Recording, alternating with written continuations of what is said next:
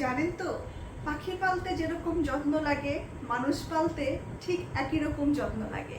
ঠিক তেমন করে জামদানি শাড়িও কিন্তু যত্ন করেই রাখতে হয়। জামদানি শাড়িগুলো আপনারা 1 থেকে 2 বার গিয়ে পরার পরে এই শাড়িগুলো কাটা ওয়াশ করিয়ে নেবেন, এবং কাটা ওয়াশের সুবিধাও কিন্তু আমরা আপনাদেরকে দিচ্ছি।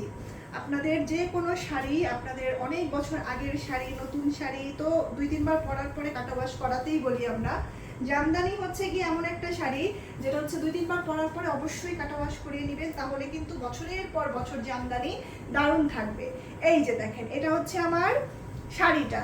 আঁচল দেখেন কি পরিমাণ সুন্দর একটা আঁচল, এটাও 84 কাউন্টের মধ্যে একটা দারুণ চমৎকার শাড়ি। এবং এটা আমার শাড়ির আঁচলটা দেখেন, আঁচলের এই অংশটাতে কতগুলো সুতার কাজ করা আছে, হলুদ, নীল, নীল না এটা ফিরোজা, তারপরে এটা কি রং, এটা সাদা, এবং মাঝখানে মাঝখানে আবার জড়ি দিয়ে সুন্দর করে এই শাড়িটাতে মিনা করা আছে। আর এটা আমার কান্দিটা কাছ থেকে দেখাই। এই যে দেখেন, শাড়ির টেক্সচারটা দেখলেই আপনারা বুঝবেন, শাড়ির কাউন্ট যত বেশি শাড়ি কিন্তু সেরকম মসৃণ হবে।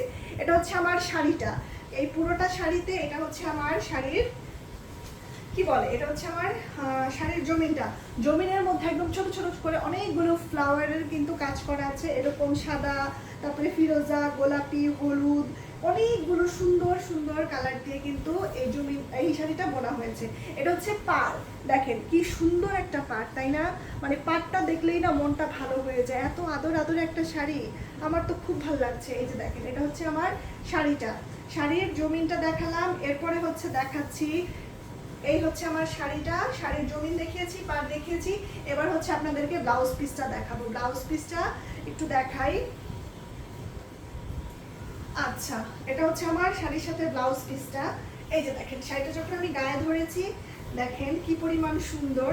এই যে ব্লাউজ পিসটা দেখাচ্ছি আপনাদেরকে, ব্লাউজটাতেও কিন্তু এরকম সুন্দর করে একটা ডিজাইন করা আছে, ঠিক যেরকম আমরা শাড়িটার পাড়ে দেখিয়েছিলাম, একই রকম সুন্দর একটা ডিজাইন করা।